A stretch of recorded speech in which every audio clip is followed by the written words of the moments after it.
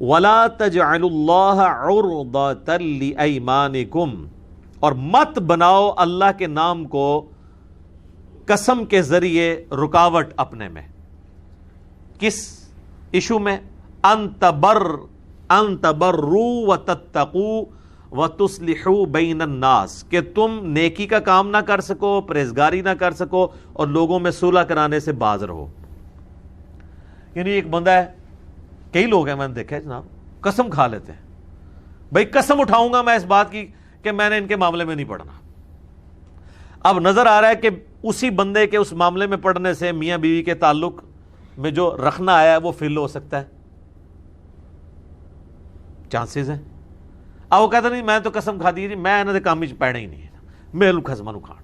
یہ کہتے ہیں بعض لوگ جو ہیں، اور اس کی وجہ سے کتنا نقصان کرا بیٹھتے ہیں. ایون کسی کے ساتھ نیکی کرنی ہوتی ہے قسم کھا لیتے ہیں. جیسا کہ وہ سورۃ النور میں آیا تھا نا، وہ مستاح صحابی تھے، ایک اصحاب بدر میں سے تھے، حضرت عائشہ میں تہمت لگانے والوں پہ وہ شامل ہو گئے تھے.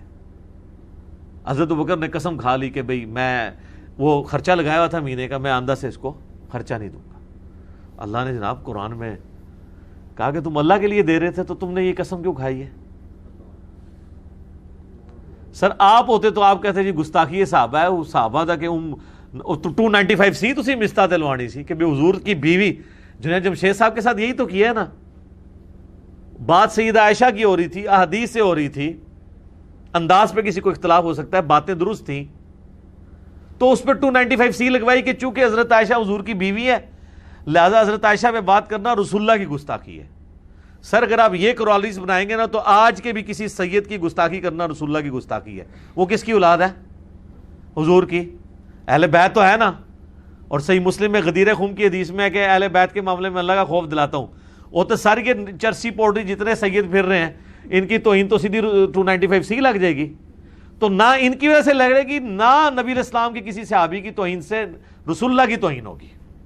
کبھی کہہ دیتے ہیں فلاں حضور کا جو ہے وہ سسر لگتا ہے، اس پہ بات کرنا حضور کے اوپر بات کرنا ہے. اور بھائی سر رسول اللہ صلی اللہ علیہ وسلم پہ بات کبھی بھی اس طریقے سے نہیں بنے گی. نبی علیہ السلام کی اپنی ذات جو ہے نا وہ ہے، ورنہ تو نبی علیہ السلام کا فرمان ہے جس نے علی کو گالی دی اس نے مجھے گالی دی. تو کتنے جو ہیں بزرگان دین آپ کے فارغ ہو جائیں گے. رسول اللہ کو گالی دینے والا تو گستاخ ہے نا. لیکن حضرت علی نے بھی کبھی اس کی یہ تعویل نہیں کی ہے کہ مجھے گالی دینا، رسول اللہ کو گالی دینا ہے تو لہٰذا جو مجھے گالی دے رہا ہے وہ کافر ہو رہا ہے. حالانکہ حضرت علی کے پاس بہت موقع تھا یہ بات کرنے کا، لیکن وہ بھی سمجھتے تھے کہ بھئی رسول اللہ کا جو سٹیٹس ہے وہ امت میں کسی کا بھی نہیں ہے. دین اللہ، رسول، قرآن، آخرت کو ماننے کا نام ہے، کسی صحابی کو کسی شخصیت کو ماننے کا نام نہیں ہے. وہ ہمارے لیے قابل احترام ہے لیکن وہ کفر اسلام کا مسئلہ نہیں ہے. تو اس ریشو پروپورشن کو آپ سمجھیں. تو اللہ تعالیٰ ہمارا بعض لوگوں کو عادت پڑتی ہے نا اللہ کی قسم میں اب یہ نہیں کروں گا. اب وہ کہتے ہیں میں نے تو قسم اٹھائی ہے اگر میں نے اب یہ کام کیا، اللہ کی قسم میں اس مولوی پیچھے نماز نہیں پڑھنی. اب بعد میں احساس ہوا خام خواہ اٹھا لی تھی، یا یہ کوئی اتنا ایشو نہیں تھا، یا ایون ایشو بھی تھا، دین وٹ. مسند ابی یعلا میں موجود ہے، حسن و حسین سامنے بیٹھے ہوتے تھے، مروان جو ہے حضرت علی پہ لعنت کرتا تھا، نماز پیچھے پڑھ لیتے تھے. وہ کہتے تھے نماز پڑھنا علیحدہ معاملہ ہے، یہ اللہ کو خود جواب دے ہوگا. یہ ہے ایٹیچیوڈ. تو اللہ تعالیٰ ہمارا نیکی کے کام سے نہیں رکنا اس بات پہ کہ میں نے تو اللہ کی قسم کھا لی ہے. مراد یہ کہ قسم کھائی ہے تو پھر توڑ دو. بخاری مسلم میں حدیث ہے، حضور کہتے ہیں میں بعض اوقات عربیوں میں یہ عادت تھی کہ وہ قسم کھا لیا کرتے تھے عادتاً بھی. حضور علیہ السلام فرماتے ہیں بعض اوقات میں قسم کھا لیتا ہوں کہ میں فلاں شخص کو مال غنیمت میں سے نہیں دوں گا، بعد میں مجھے احساس ہوتا ہے کہ نہیں یار ظاہر حضور کی طبیعت میں نرمی تو بہت تھی نا، چھوڑو. اتنی نرمی ہے کہ غزوہ بدر کے قیدی چھوڑ دیے اور اللہ نے اتنے سخت الفاظ قرآن میں استعمال کیے. وہ اپنی طبیعت کی نرمی کی وجہ سے چھوڑے تھے. پھر حضور کہتے ہیں کہ میں پھر بعد میں سوچتا ہوں کہ اس کے مخالف کام کرنے میں بہتری ہے تو میں اپنی قسم توڑ کے اس کا کفارہ ادا کر دیتا ہوں اور وہ میں کام کر لیتا ہوں. یہ بخاری مسلم دونوں میں حدیث ہے. تو اگر کسی نے قسم کھا لی ہے کہ میں نے کسی کے ساتھ نیکی نہیں کرنی ہے تو اب وہ قسم توڑے، کفارہ ادا کرے. کفارہ سورۃ المائدہ کی آیت نمبر 89 میں آیا ہے قسم کا کفارہ کہ ایک غلام کو آزاد کرے. غلام نہیں ہے تو 10 مسکینوں کو وہ کھانا کھلا دے یا 10 مسکینوں کو کپڑے لے کے دے دے. آج کے دور میں تو کھانا کھلانا آسان ہے، کپڑے تو بڑے مہنگے ہیں، ٹھیک ہے؟ ان دونوں میں سے ایک کام کر لے، اور اگر کوئی یہ بھی نہیں کر سکتا تو 3 روزے رکھ لے۔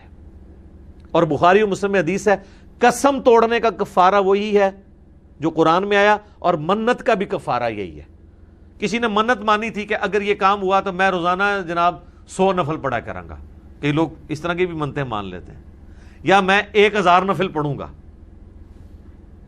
یہ میرا کام ہو گیا۔ اب بعد میں اس کو احساس ہوا کہ 1000 نفل پڑھنا مشکل ہے، تو اپنی منت توڑ دے اور کفارہ ادا کرے۔ اور یہ تو اس منت کی بات ہے جو حلال منت ہے۔ اگر کسی نے حرام منت مانی ہوئی ہے کہ جی اگر میرا یہ کام ہو گیا تو میں جو بچہ پیدا ہوگا اس کی لمبی سی ایک چٹیا رکھوں گا، فلاں مزار پہ جا کے کٹواؤں گا، اور اب اس منت کو توڑنا چاہتا ہے، تو اس منت کو توڑنے کا کفارہ بھی نہیں ہوگا، یہ خلاف شرع منت ہے۔ جو شریعت کی باؤنڈری کے اندر منت ہے نا، اس کا توڑنے کا کفارہ ہے، باقی کا نہیں ہے۔ اور وہ بھی بخاری مسلم میں حدیث ہے کہ منت کبھی بھی مصیبت کو نہیں ٹالتی ہے، ہاں کنجوس کا مال نکل جاتا ہے۔ صدقے سے مصیبت ٹال سکتی ہے لیکن منت سے نہیں۔ لیکن منت جب ونس کھا لی ہے تو پھر آپ نے اس کو پورا کرنا ہے، ادروائز توڑنا ہے تو پھر کفارے کے ساتھ توڑنا ہوگا۔ قسم اور منت کے اوپر میرا مسئلہ 68 ریکارڈڈ ہے، اس کے علاوہ بھی کلپس موجود ہیں۔